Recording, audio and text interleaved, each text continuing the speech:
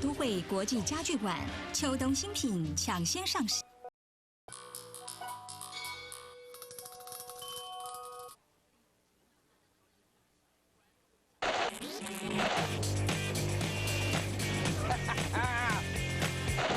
We're in a bit of a period time machine here. In the age of the machine, every decade is defined by its engineering masterpieces. So join me on a journey through time as I experience the great machines that changed people's lives and shaped modern Britain.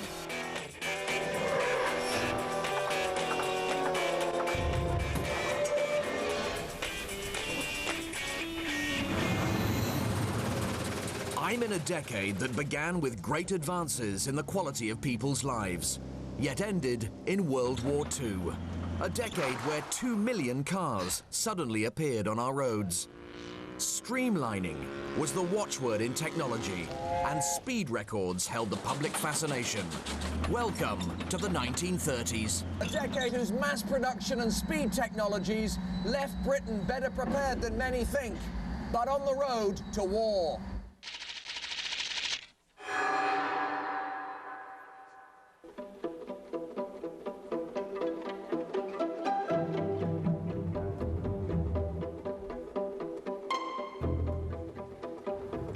I'm at Britain's main international airport, Croydon. What? I hear you say, Croydon? It doesn't even have an airport. Aha, it did. And in the 1930s, this stunning building was Britain's gateway to the world, the Heathrow of its day. The place that Amy Johnson took off from on the 5th of May 1930 for her record-breaking flight to Australia. And the base for Britain's major airlines, all competing with one another for the growing market in air travel. This is what remains of the old ticket hall. Down either side were check-in desks. Over there, Royal Dutch Airlines, now KLM. And just over there, Britain's Imperial Airways. In the 1930s, the check-in experience was somewhat different to today's, though. You couldn't check in your standard 20 kilos of luggage for a start. It was nearer half that. And it wasn't just the luggage that was weighed, it was the passengers too. Those that failed the weight test had to sit slap in the middle of the aircraft, or once airborne, it would tip up. Let's hope the extra sausage this morning hasn't pushed me over the edge, eh? One would hope so, sir. Like the check-in experience, the aircraft of the day were very different too. Some were antiquated machines with open cockpits, others airliners in the very real sense. More like cruise ships of the sky. I've been allocated a seat in the tail, but what sort of strange machine will I be flying in? This is it. The de Havilland DH-89 Dragon Rapide. This great machine was one of the world's first completely streamlined airliners. She operated as a short-haul specialist, speeding passengers all over Britain and Europe. So before I embark on a flight of my own, let's see what made her tick. What an absolute beauty. You can almost smell the 1930s coming off her. Aesthetically pleasing from any angle.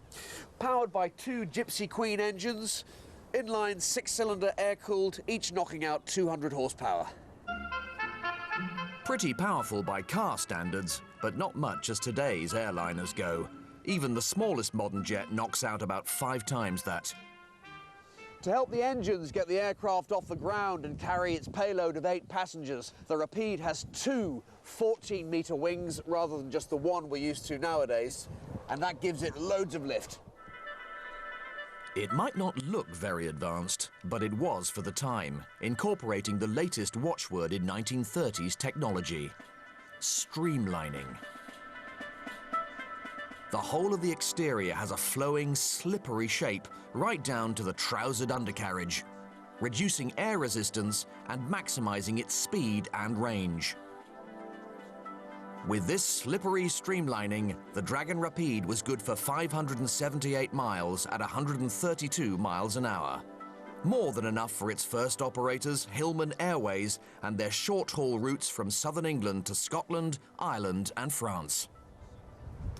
Hillman were one of the world's first budget airlines, with the revolutionary idea of making air travel just like bus travel. But with the cost of a ticket, a one-way ticket to Paris at just over £4, £350 in today's money, it was still a bit expensive for the average man. Let's have a look and see what you got for your money. There's only 8 seats, and not a lot of luxury. But that's not the point. What made this machine great was the fact it could get you from the centre of London to the centre of Paris in just 3 hours and 40 minutes. The engine's just chugging along nicely. They sound very smooth, very strong at the moment. Let's hope that remains the case. For years, I've had a fear of flying, so... Why are you going up in a 1930s airliner then, one would ask? Hey, you only live once. We are now, I would say, preparing for a takeoff roll. You can hear the sound of the engines now as they rev right up, and this is a takeoff roll. Up we go, and this, you can feel the tail wheel lift now as we come along to the horizontal. It is a little bit blustery there as we feel, but the big biplane now is in the sky. A very short little takeoff run there, and we are in the skies. Absolutely magnificent. You can hear the smooth 2 Gypsy Queen engines dragging us up, and we seem to be airborne with very little effort.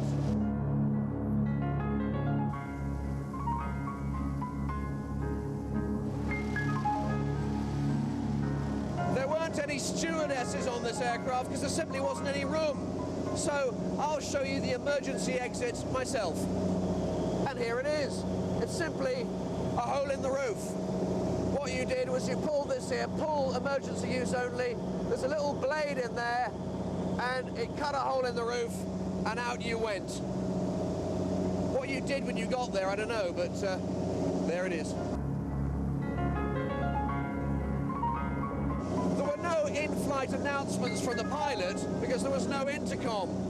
Instead, and I love this, every now and then a hand would appear from the cockpit with a note. Oh, here's one now. We're over Dover, pass it back, the pilot. It works. So, the passenger experience was fairly basic, but what was it like for the pilot? Hi, Barry. Hi, Chris. How's she handling today, Will? It's very well. Quite good flying conditions today, so it's relatively smooth, as you can feel for yourself. Visibility here is fantastic, isn't it? It's panoramic all the way around the cockpits. Yeah. The first glass cockpit that you never heard of. That all-round panoramic view really came into its own for landing. The aircraft's curved, streamlined wingtips help it go faster, but they also mean it has a tendency to tip stall or swing round on landing, meaning this is very much a machine the pilot's got to fly all the way to touchdown. Well, we're coming into land now. Absolutely superb flight. Quite a steep descent there, and before we know where we are, we're touching down. Oh, bit of a one there, bit of a one, and we're down. We are down. We are down, and that was a remarkably smooth landing. We're a tail dragger, of course, and there you can just feel the tail bouncing down. Really, really impressed am I with this aircraft. Throughout the 30s, the Dragon Rapide carried passengers all over Britain and Europe. But not all airliners of the period were quite what they seemed. Many were used to test new bomber technologies, or in the case of the German carrier Deutsche Lufthansa, for spying runs over British airfields. When war broke out, the Dragon Rapide would be called up in large numbers, its wooden structure making it quick and easy to build, and it would serve largely as a navigation trainer. But for a few happy years in the 30s, Britain's great short-haul airliner simply played its part in changing the way people travelled. Changes that weren't just limited to air travel.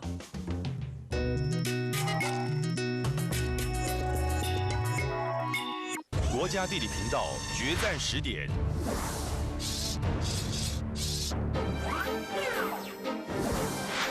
战时点调查事件部，今晚10点，国家地理频道。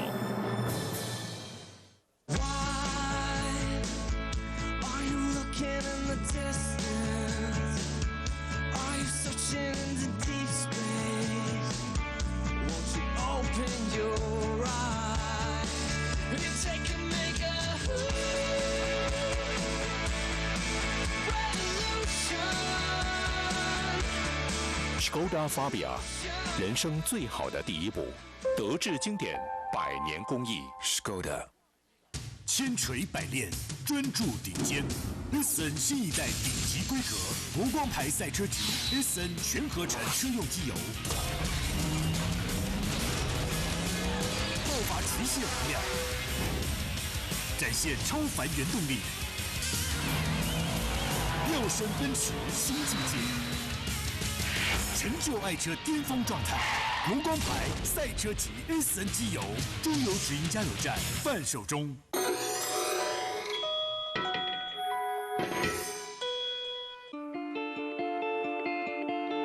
L'origine de ce projet, c'est ma passion très forte d'exploration sous-marine dans la région du pôle Nord. C'est un monde qui est totalement fascinant, très fragile, en voie de disparition et qui était complètement inconnu.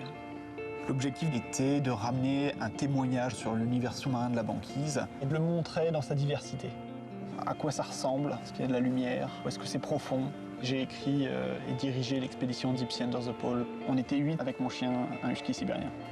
J'ai fait cette expédition par goût pour la connaissance scientifique, par volonté de partager ce qu'on a pu observer.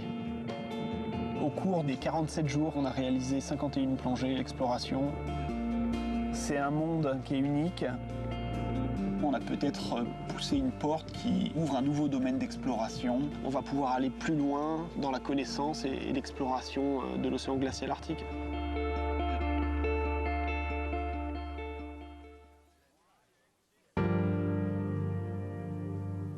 恁少年的头呆着做，正常暗时咧办公啊。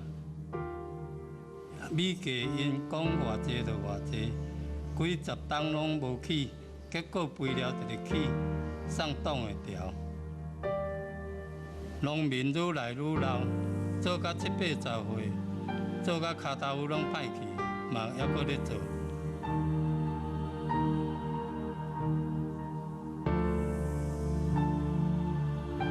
啊，阮若无做，恁要食啥货？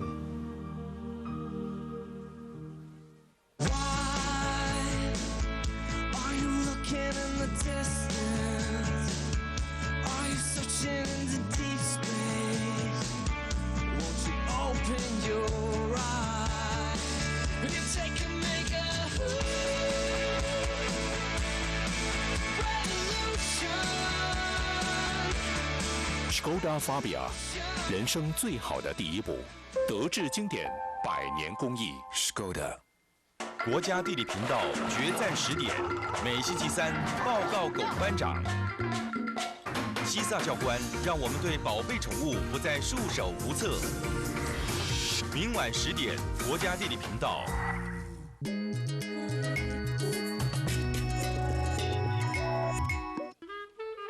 In the 1930s, new mass production techniques imported from America were being harnessed by British factories for all manner of labor-saving goods, from teasmaids to vacuum cleaners, making them affordable for ordinary people and transforming their lives. British car manufacturers like Morris Motors adopted mass production too, with the result that more and more people could afford to own a car. By the end of the decade, there were 2 million vehicles on the road. Great, but at the beginning of the 30s, there was one small problem. There were very few proper roads to drive cars on. Happily, or rather unhappily, the beginning of the 30s also coincided with the peak of the Great Depression. Millions of people were unemployed, so the government came up with a plan to kill 2 birds with 1 stone, a massive road building program. Thousands of miles were built during the 30s, with the new Liverpool to Manchester road alone employing 809 people and 220 construction lorries. Construction lorries like this, a 1934 Sentinel steam wagon. Yes, A steam wagon. Believe it or not, they were still building them in the 30s. It might seem antiquated, but this really was a great British machine. Boiler pressures of 255 pounds per square inch, the same or even more than a steam loco, meant these steam wagons generated 5 times as much power as the petrol lorries of the day, making them very much the workhorses of choice for the construction industry. Driving a steam wagon is a tad different to driving a car. For a start, you've got a baking hot fire in the cab with you, heating the water to a staggering 165 degrees Celsius. A fire you've got to keep going by shoveling coal into the boiler here via the stoke chute at the top. Now, given that steering and shoveling coal is a bit tricky to do at the same time, steam wagons were most definitely a two-man operation. This is my stoker, Jim Sarney. When these wagons were used commercially, they covered hundreds of miles, even hundreds of miles in a day sometimes. And a fireman was essential. So basically, the fireman, his job is to stoke the boiler and keep pressure up. That's his main job. It might seem a bit primitive, but believe me, these things go like stink. So, Jim, this wagon will be good for 50 miles an hour? Oh, yeah. When these wagons were built, there was nothing to touch them. Nothing to touch them for speed, nothing to touch them for power. These massive haulage machines don't just run on coal. They need water, too, to make their steam, and can only carry enough for 30 miles. So, what did the steam wagons do when they needed to fill up? They couldn't just pull up at a petrol station. No, it was much more fun than that. They simply kept an eye out for ponds and streams as they went along, and if they couldn't see any of those, simply borrowed it from whatever they could find. Fire hydrants, or even animal troughs. So here we are. A horse trough full of water. Now to deploy the steam wagon's water borrowing device. And here it is. Essentially a hose with a filter on the end to keep out sticks and fish and the like. Now, using the wagon's steam power, the hose essentially sucks up the water into the tank. Take it away, Jim.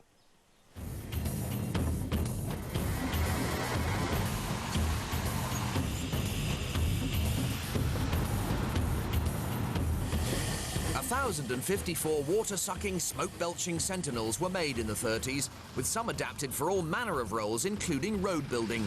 Well, flatbeds like this one would have simply carried the construction materials to the site.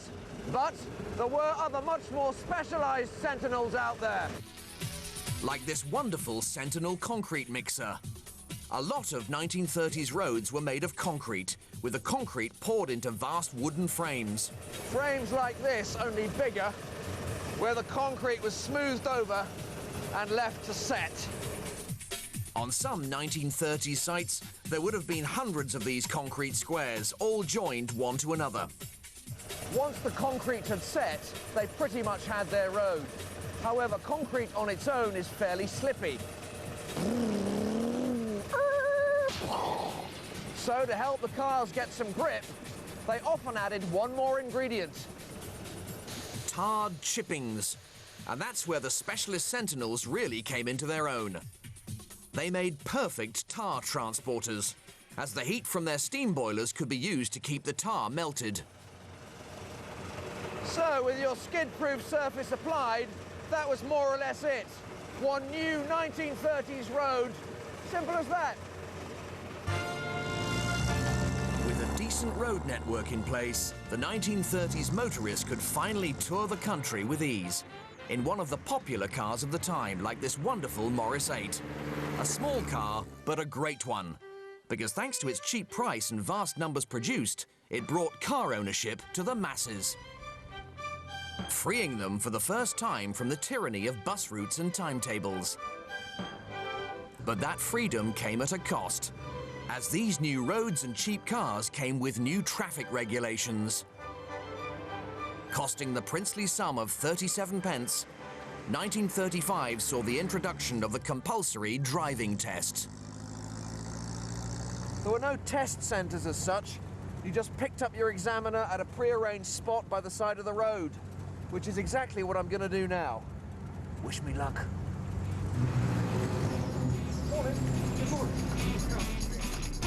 This is my driving examiner, Alan Spillman. He's a Morris 8 man through and through. Alan, so, back in 1935, that first driving test, what sort of things would have been in the test? Well, first of all, there was the highway code, as per now, but the questions were a little bit different. OK. Try me. What is the correct way to overtake a tram? Subject to local provisions to the contrary, a tram car may be overtaken on either side. Correct. What must you not do to a traffic constable? Never, if it can be avoided, put questions to a constable regulating traffic. This may distract him, causing obstruction or danger. Brilliant.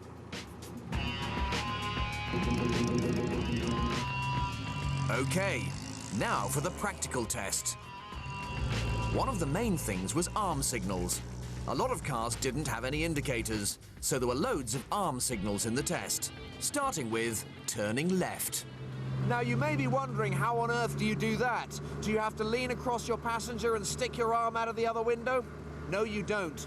And I do know this one because it bears a resemblance to a certain salute I have to perform every now and then. And I'm indicating left now. Should have packed that spare arm, shouldn't you?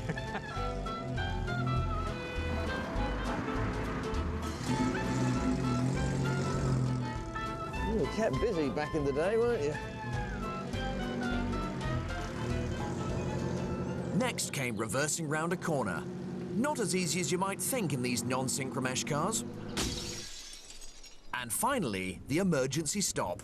A very different operation compared with today, using 1930s brakes. And stop. How was that? Thank you. 63% of drivers taking the new test passed, many of them in Morris 8s. Mass production techniques pioneered by Morris's factory guru Leonard Lord meant the cars were plentiful and cheap. But the advantages of mass production didn't stop there. The economies of scale meant that cars were becoming cheaper. These huge concerns were able to tool up and offer extras on cars that would have been unthinkable 5 or 6 years before. And in terms of mass production, did that help in the maintenance of these cars? These cars are remarkably easy to work on for the DIYer. Well, I have to say, as I've been driving this car today, I've just enjoyed it more and more and more. It really is excellent. Everywhere you look, you see a nice little feature or a nice line. I love the steering wheel, you know, it's beautiful. I love it, I really do. The only things that weren't great in their day were the lights. But even then, you could still see where the road went, thanks to an ingenious piece of 1930s invention. Cat's eyes. Rumour has it their inventor, Percy Shaw, was driving home one dark night in 1933 when his headlamps were reflected by a pair of cat's eyes. In a eureka moment, he decided to try and copy them and use them to mark unlit roads at night. So how did he do that? Like all the best ideas, incredibly simply. He just got 4 small glass reflectors, embedded them in a block of rubber, 2 at either end, and attached it to the road via a metal plate. Very much the same as this. When a car shines its headlights at it, the light is reflected back, marking the line of the road. And if a car drove over it, the reflectors simply got squashed down into the soft rubber base and didn't break. And here's the really clever bit. If the rubber block was wet from the rain, it would actually wipe the cat's eyes clean before they pop back out again. Brilliant. One of those little British inventions that took the world by storm and has stood the test of time. Today, there are 20 million of them on Britain's roads. But in the 1930s, the road builders and car manufacturers weren't having it all their own way. 20,000 miles of rails crisscrossed the country, with 4 major train companies offering something the crowded roads couldn't: speed. Fastest of all was the London and North Eastern Railway, operating the route from London to Edinburgh. Their trains, including the famous Flying Scotsman, could cover the distance in 7 hours 20 minutes. That's much faster than the average 1930s car, and with considerably more comfort as well. You can even have a haircut. The driving force behind the LNER's speed was their chief designer, Sir Nigel Gresley. Gresley's great skill was to track down the best train technologies in the world and apply it to his own machines. To this end, the early 1930s found him in Germany, traveling on the Fliegende Hamburger, the fastest train in the world at the time. The Fliegende harnessed the new science of streamlining, and Gresley decided to apply the same technology to the LNER locomotives back in Britain. Streamlining centers on making the airflow over a given machine as smooth as possible, minimizing wind resistance, maximizing speed. Great in theory, difficult to work out in practice, as you can't actually see the air flowing over a given machine. Or you couldn't until wind tunnels came along. Britain's main wind tunnel was built at the National Physics Laboratory in Teddington, London, and that's where Gresley headed next. In a wind tunnel, air is blasted over a machine like this. And then smoke or some other indicator is added to see how the air is flowing and generally behaving. Using the wind tunnel, Gresley calculated that by adding streamlined plates to his prototype, like this, his locomotive would need 40% less power to overcome air resistance and could reach a much higher top speed. That model became this, the Gresley A4 Pacific. For my money, the greatest steam locomotive ever built.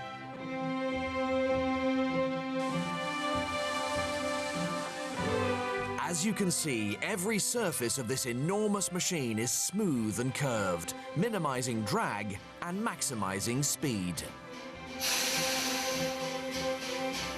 The driver, Stuart Nellams, and his firemen have been here since before dawn, heating the boiler and creating enough steam pressure for us to run.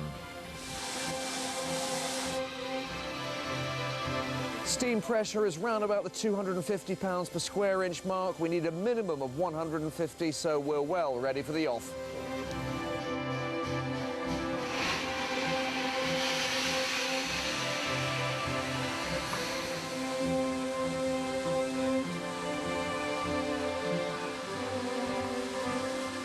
The enormous steam-belching engine feels like it's alive. And now I'm going to get to drive it. My greatest loco of all time. You can take the brake off, moving towards the window. When I'm looking at the brake. Look at the gauge. Oh, yeah, there we go. Down to zero, right that's it, lovely. And then onto the really important handle, which is the regulator. Now that lets the steam into the boiler. We're rolling a little bit anyway, yeah, but it's on a little bit of a gradient. If you ease that open, oh, there she goes. Pause like that a second. Okay, and you can just feel it take off. There's an awful lot of power on the end of that handle. And then, exactly, a lot of power on the end of that handle. That's right, exactly. And then you put it back to where it was. Basically, we're letting 50 pounds of steam into the cylinders. Right. Out of a potential 250. Okay. Now we've got going a little bit, you can now alter the reverser a bit. Okay. To make better use of the steam. Right. So go back up to sort of 45, something like that. Okay. Off we go to Edinburgh. But you can feel the power as soon as you open the regulator and get moving. That's right, there's an awful amount of power there. Power on the end of that handle is very evident. It really is. Okay. We're just rolling now, so we just let a little bit of the momentum go. So that's just the momentum we're rolling on now. Incredible. Yeah. Incredible. Trains do just as much rolling as they ever do with power on. Yeah. And the more weight you add, the quicker they'll go. Oh, yes. But no matter how fast and powerful a locomotive is, it doesn't make a train. So before we go any further, we've got to pick up 6 or 7 carriages in that siding over there.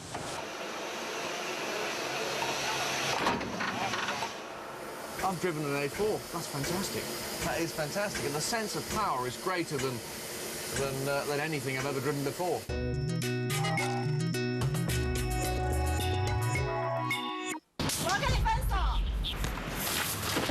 我要成为聪明又有用的男人。首先要修理你的脑袋。聪明也要会打仗，它是一个人具有挑战极限的体能，学习大无畏的冒险精神，与动物零距离，成为真正的勇士。今晚9点好汉在一班。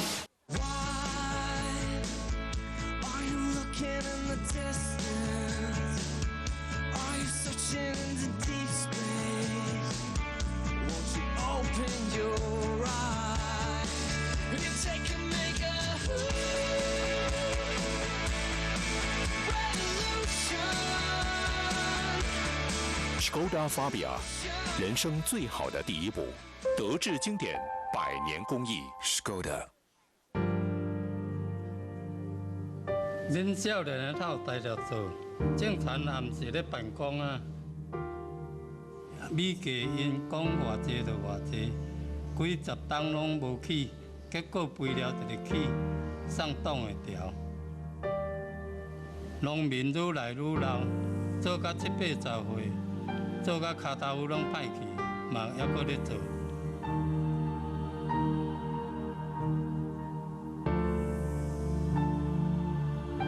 啊，阮若无做，恁要食啥货？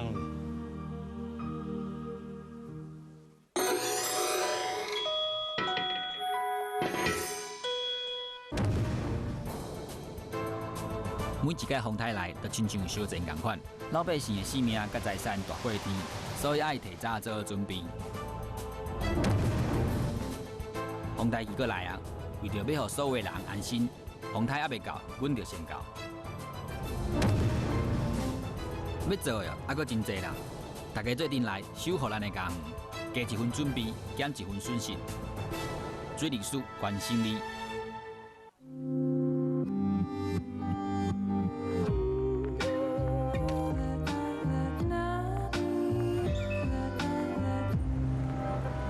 The world is full of wonders, just waiting to be discovered.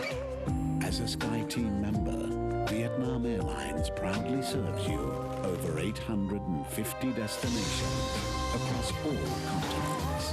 Vietnam Airlines, fly and see.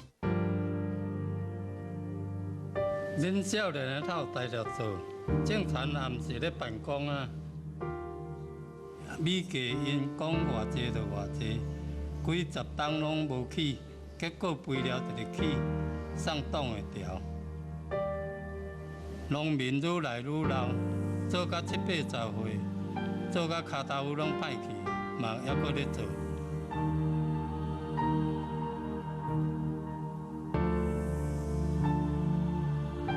啊，阮若无做，恁要食啥货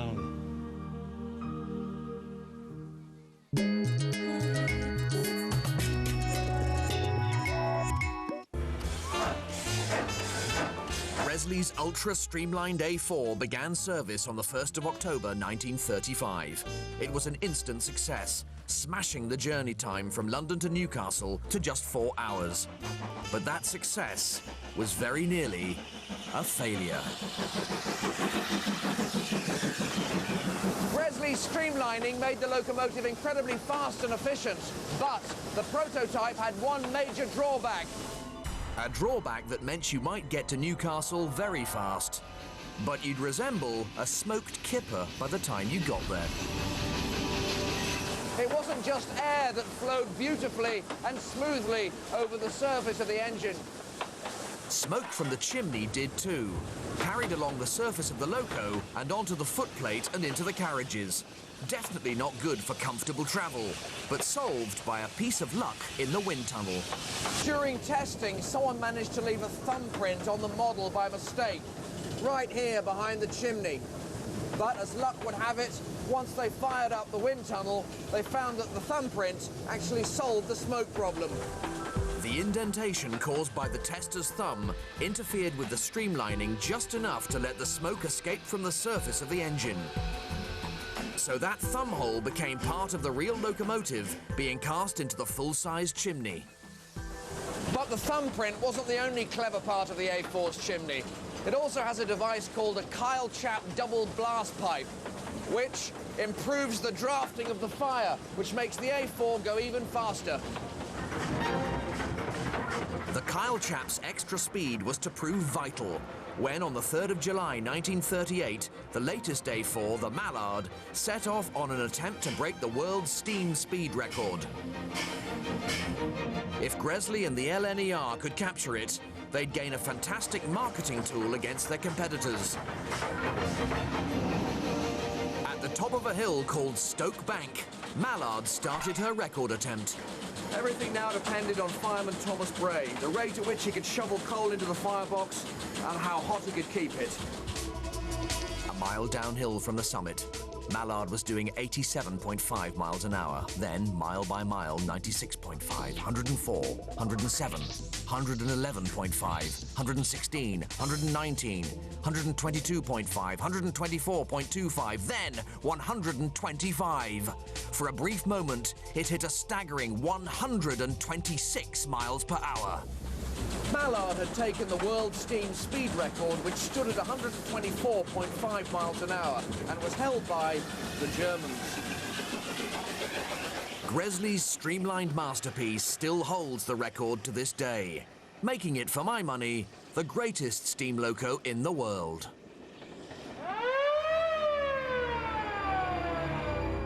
Unfortunately, it would need a lot more than a fast train to take on the might of industrial Germany on a battlefield. And as the 30s wore on, it became increasingly evident that that was exactly what Britain would have to do. 1933 had seen Adolf Hitler come to power in Germany, and as he became ever more aggressive towards the countries around him, Britain began a massive rearmament program, centered on the same mass production factories that had improved people's peaceful lives at the start of the decade. Factories that could put 2 million cars on the road could also produce weapons in vast quantities. Morris Motors specialized in tanks, very fast tanks. The tank had first appeared 20 years earlier in the First World War with 28-ton monsters like this, Willie Mark I. At 4 miles an hour, these tanks were incredibly slow and mostly used to support soldiers on foot as they hammered away at the enemy's front line.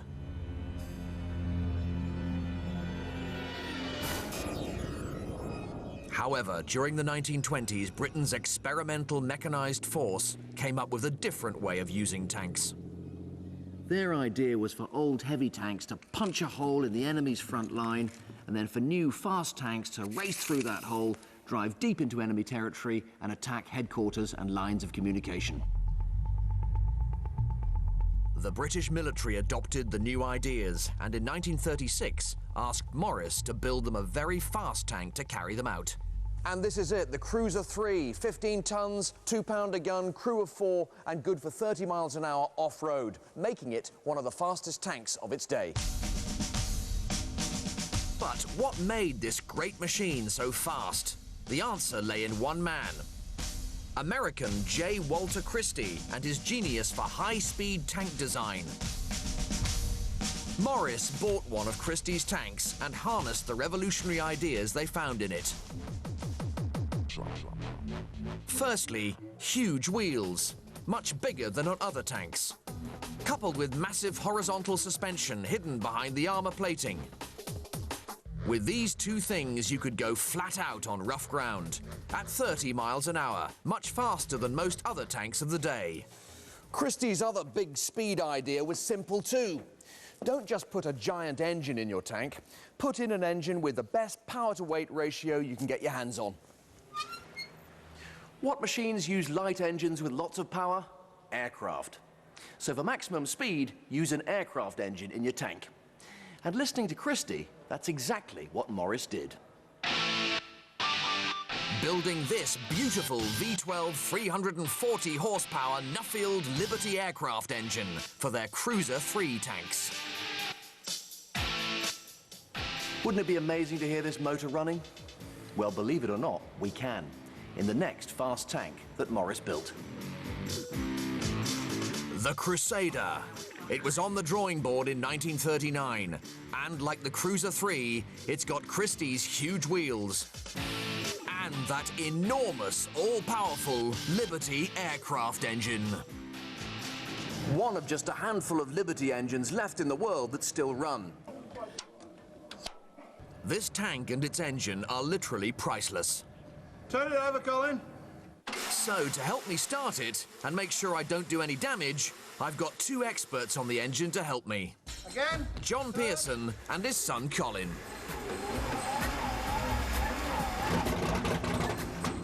Health and safety wasn't exactly central to 1930s designs. Those valve rockers will have your fingers off. Turn.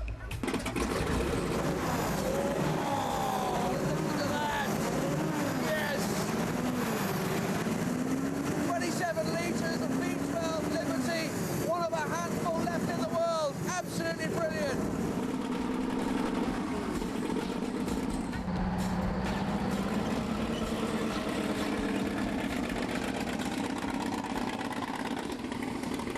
Oh, well, John, what a sound. Beautiful sound, isn't it? That engine is so loud, more like a dragster than a tank. And it made the Crusader at over 30 miles an hour off-road one of the fastest tanks on the battlefield. You had that 30 mile an hour speed to sort of get out of trouble. Yes, it was a very difficult target to hit when it was running, and in fact that was intended to be its defence, was really to keep out of the way. So, the Crusader was one of the fastest tanks around. But did that make it the greatest? Unfortunately not, as it was dangerously unreliable. Crusader was agile, it was fast, but it was very fragile, and it would break down quite regularly. So I suppose when it was broken down, obviously it was a sitting duck. Yes, that's right, it'd just be an immobile and not very thickly armoured pillbox. Which was a worry, because whilst Morris in Britain were building their tanks, another motor manufacturer was secretly building tanks too. Daimler-Benz in Germany.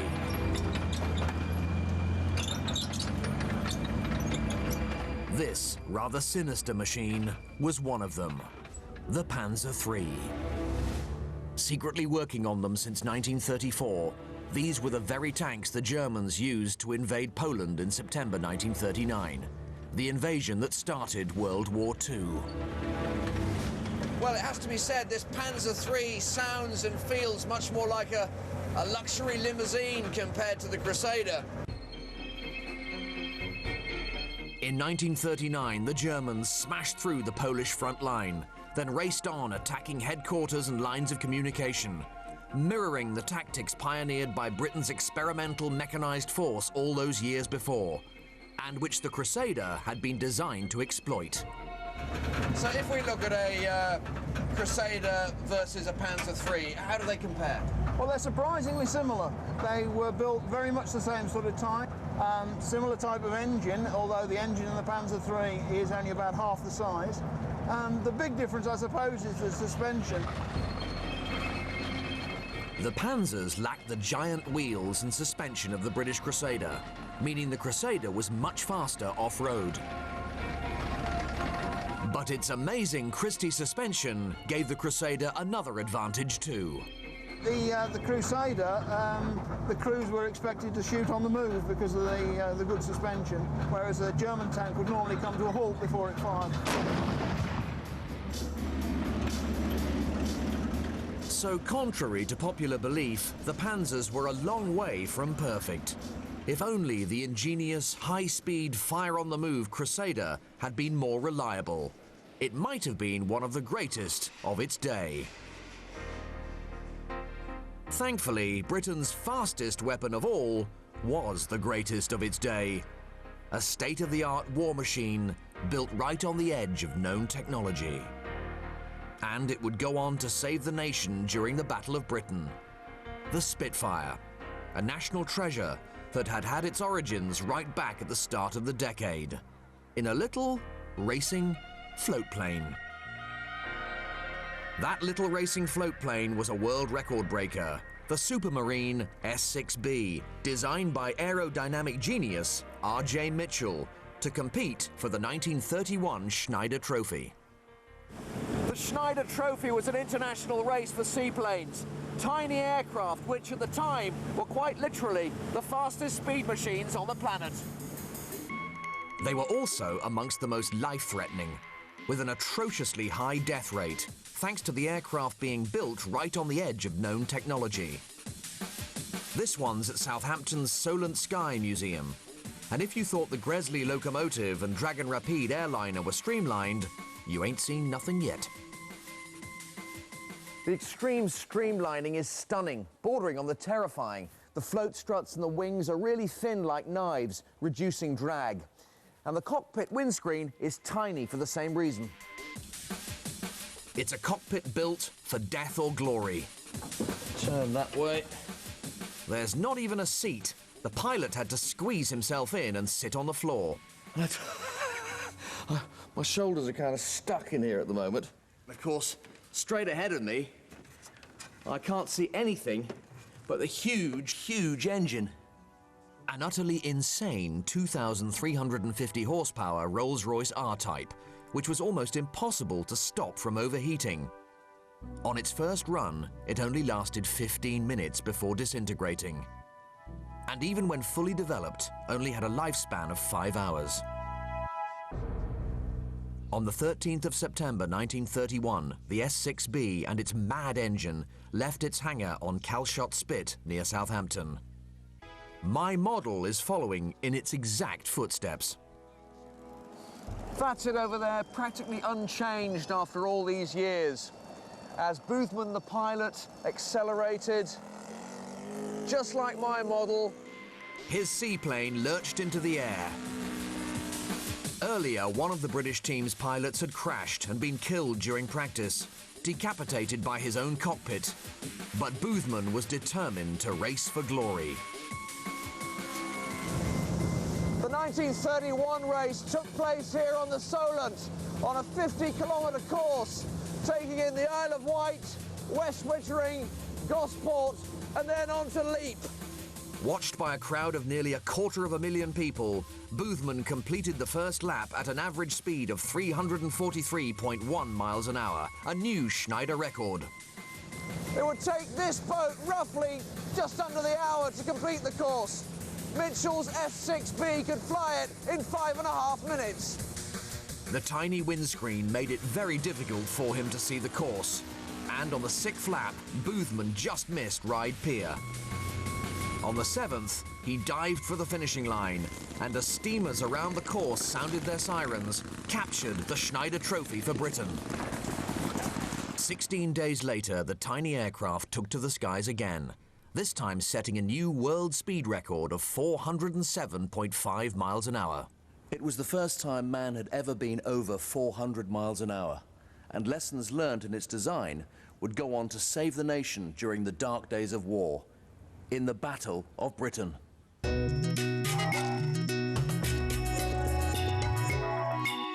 国家地理频道决战10点。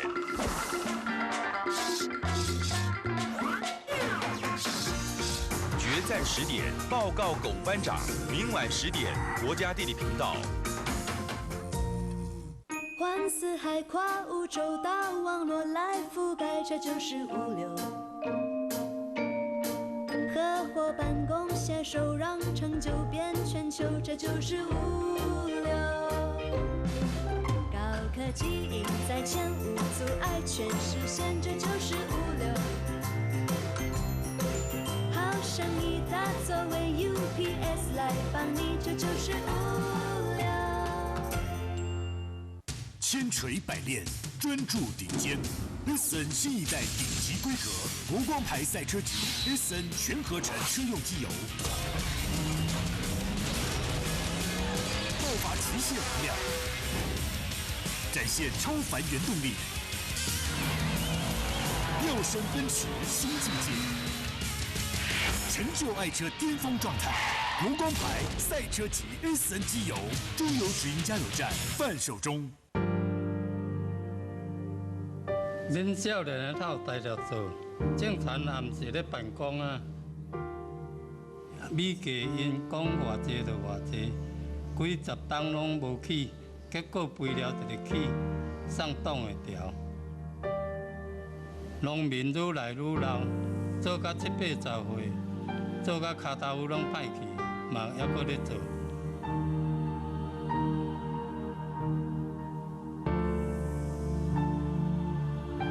啊，阮若无做，恁要食啥货？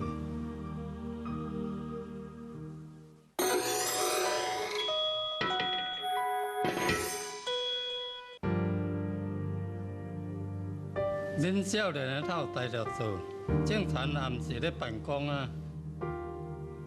米价因讲偌济就偌济，几十档拢无起，结果肥料一个起，送挡会调。农民愈来愈老，做到七八十岁，做到骹头有拢歹去，嘛还搁咧做。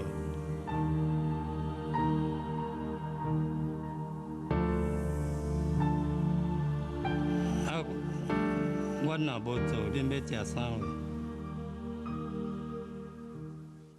千锤百炼，专注顶尖。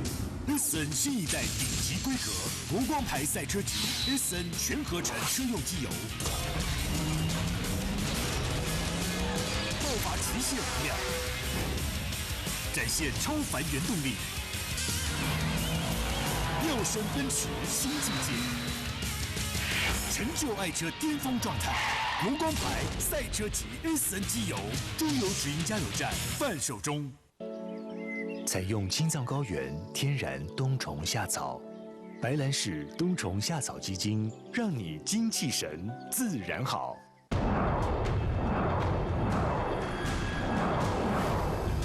快速的新闻时事，惊人的内幕发现，独家的人物报道，深入的历史解析，专业的科学研究，掌握全球的焦点事件。国家地理频道全方位剖析关键事件。每星期1至5，你不可以不知道关键8点，接下来在国家地理频道播出。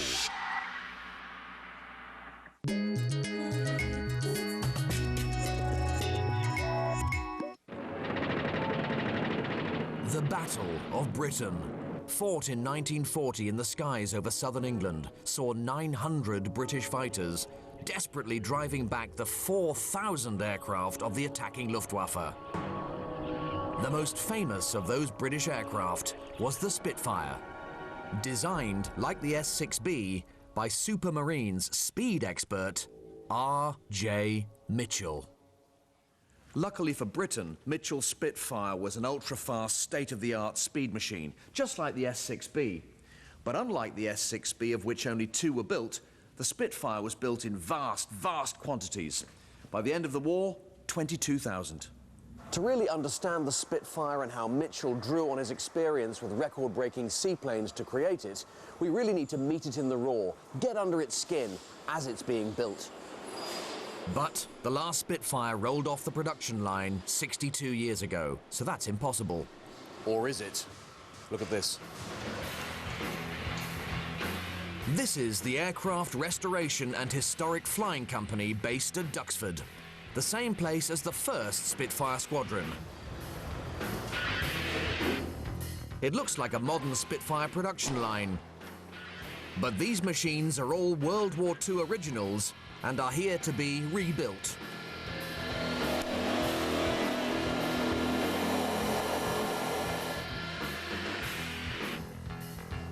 This is absolutely amazing. It's like going through a time warp into 1939. Over here we have a Spitfire wing in bare aluminium on a jig about to be worked on.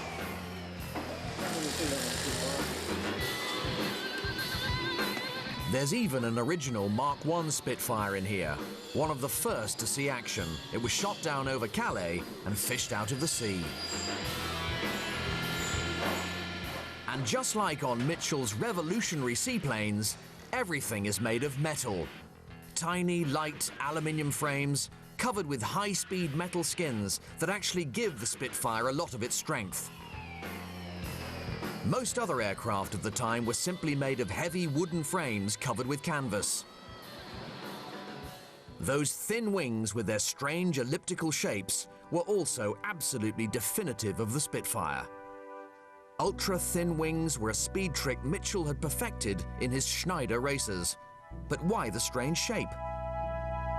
Well, the Air Ministry, who were funding Mitchell's prototype, wanted a fighter that could climb very fast to intercept enemy aircraft, but also carry machine guns to shoot them down with, up to 8 of them.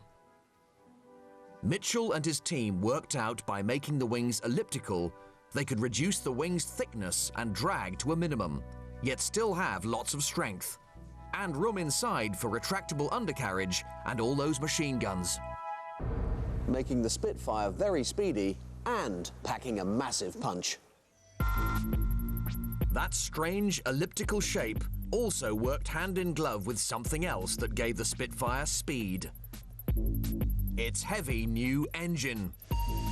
An engine that's become a legend. The Rolls-Royce Merlin. Just like the Rolls-Royce R-Type that had powered Mitchell's seaplane, it's a massively powerful V12 with supercharger technology.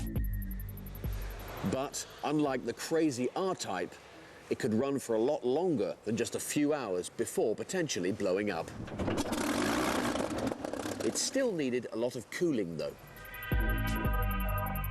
Mitchell had solved the mad R-Type's cooling problem in the Schneider racer by literally turning the whole aircraft into a flying radiator. A staggering 50% of the aircraft, the entire upper and lower surfaces of the wings, even the floats had hot water from the engine pumped through them to be cooled by air howling over the aircraft as it sped along. It was enough to keep the R-Type from disintegrating in the little racer.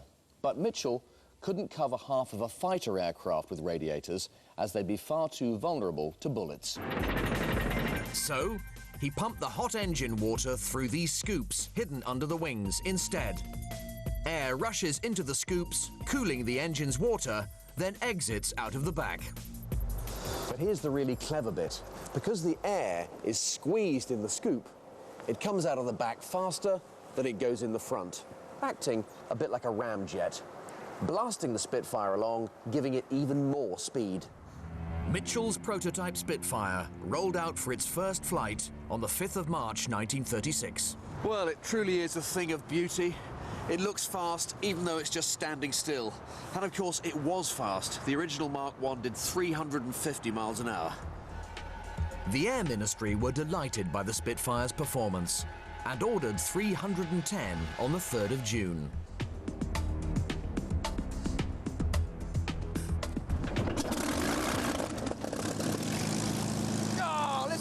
Absolutely superb. Bit of smoke, a few flames, and then settling down into that fantastic even beat. Nothing could be better. They said I could have a ride, but this wasn't exactly what I had in mind. Human ballast to counter strong tailwinds on a beautifully restored machine's taxiing run.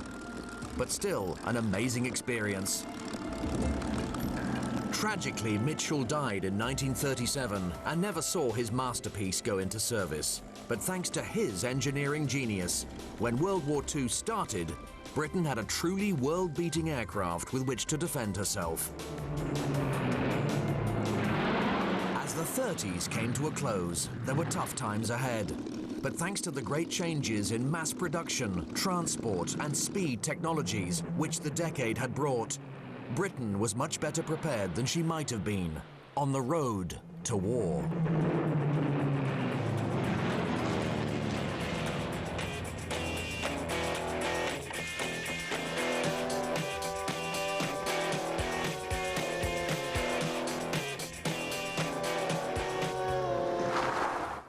关键8点，接下来在国家地理频道播出。21世纪身心灵主区。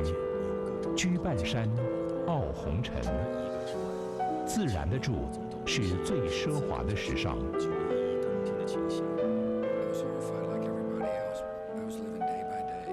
无边际，大景观，深阳台，国际阳明半山，层峰心灵会所。半山会，86261000。庆祝中华民国100岁，在光辉的10月，国家地理频道1年3天。人生的巅峰为何？ 10月8日，走进历史文化的殿堂。别人追寻有价的物质，